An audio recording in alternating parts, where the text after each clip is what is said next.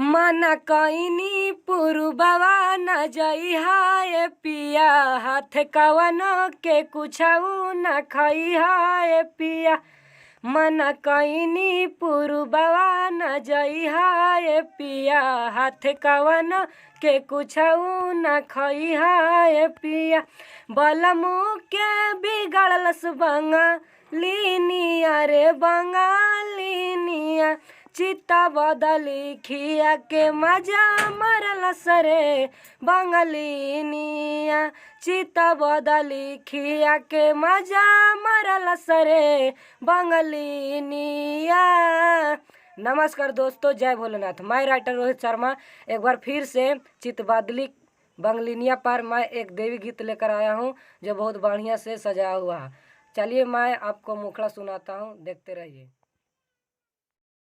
देखिए दोस्तों, यही वह मुखड़ा है। चलिए मैं इसे धुन में गाकर सुनाता हूँ, सुनिएगा, बहुत ही अच्छा लगेगा। मैं धुन में गाकर सुनाता हूँ और गाना अच्छा लगा हो तो लाइक ज़रूर कीजिएगा, ठीक है। मैं आप लोगों को गाना सुनाता हूँ। हर बार की तरह मैं कोशिश करता हूँ कि आप लोग के अच्छे से गाकर सुना सकूँ। चलिए मैं सुनाता हूँ, सुनिएगा। देखिए क्या है। मालिन सुबह से अभी ले आइली न हो, बानी आश्रय में कहीं भुलैली न हो, जाके देखा न कहाँ रह गईली हो, लेके फुलवा अब ही ले आइली ना हो, कहाँ रह गईली हो। चलिए मैं इसे गा कर सुनाता हूँ, सुनिएगा। कहीं पर गलती हो तो माफ़ कीजिएगा, ठीक है। मैं सुनाता हूँ। मालिन सुबह से अब ही ले आइली ना हो, बानी असरे में कहीं भुलैली ना हो, भुलैली ना हो।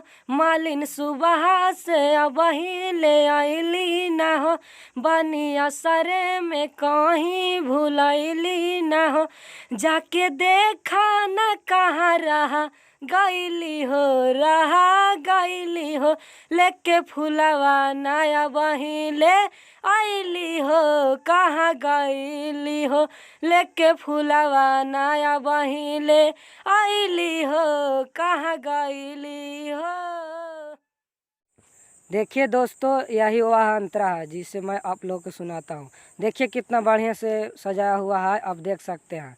चलिए मैं इसे धुन में गाकर सुनाता हूँ। अच्छा लगे तो लाइक जरूर करना, ठीक है। मैं सुनाता हूँ। देखिए क्या है। कुछ देर पहले देखा निहा यहाँ से जात हो, अब हिले आइली ना हो गईल रात हो, अब त आजा नकारा तू देरिया। सॉरी दोस्तों, यहाँ देरिया होगा, दारिया लिखा गया। मलिनिया हमरो मलिनिया, कौना फुलवा पर जाके लो भाईली हो। चलिए मैं इसे धुन में गाकर सुनाता हूँ, सुनिएगा। कुछ देर पहले देखा निहा यहाँ से जात हो, अब ले आइली ना हो गाइल रात हो गाइल रात हो।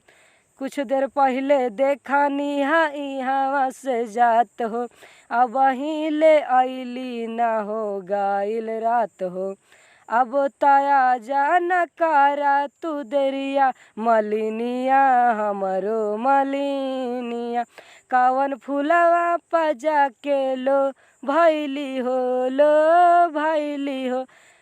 मालिन फुलवा ना लेके अब ही आइली हो, कहाँ गईली हो, लेके फुलवा ना अब ही ले आइली हो, कहाँ गईली हो।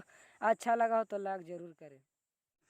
देखिए दोस्तों, लास्ट और आखिरी अंतरा, ये भी बहुत बढ़िया सजाया हुआ है, आप देख सकते हैं। चलिए मैं इसे धुन में गाकर सुनाता हूँ, आप सुनिएगा। देखिए क्या है। अब हिले मंदिरवा में पहुँचल नहीं फूल हो, लागत मलिनिया से भाईल कौनो भूल हो, देखा ना के चढ़ावा चरनिया, मलिनिया माई के चरनिया, रोहित शर्मा के देली माई विधिया, लेके फूलवा तमालिन चली आइली हो ना भुलैली हो। चलिए मैं इसे धुन में गाकर सुनाता हूँ, सुनिएगा, फिर बताइए कैसा है। अब हिले मंदिरवा में पहुँचल नहीं फूल हो, लागत मलिनिया से भइल कौनो भूल हो, भइल कौनो भूल हो। अब हिले मंदिरवा में पहुँचल नहीं फूल हो, लागत मलिनिया से भइल कौनो भूल हो, देखा नया के चढ़ावस चरनिया मलिनिया माई के चरनिया। रोहित शर्मा के देली माई विधिया अरे विधिया लेके फुलावा ता मालिन चली आईली हो ना भुलाईली हो। लेके फुलावा ता मालिन चली आईली हो ना भुलाईली हो। लाइक ज़रूर करें और कमेंट भी। नमस्कार दोस्तों, जय भोलेनाथ। कैसे हो? मेरा वीडियो कैसा लगा? वीडियो अच्छा लगा हो तो चैनल को सब्सक्राइब और वीडियो को लाइक ज़रूर कीजिए। तब तक के लिए बाय बाय, मिलते हैं अगला वीडियो में।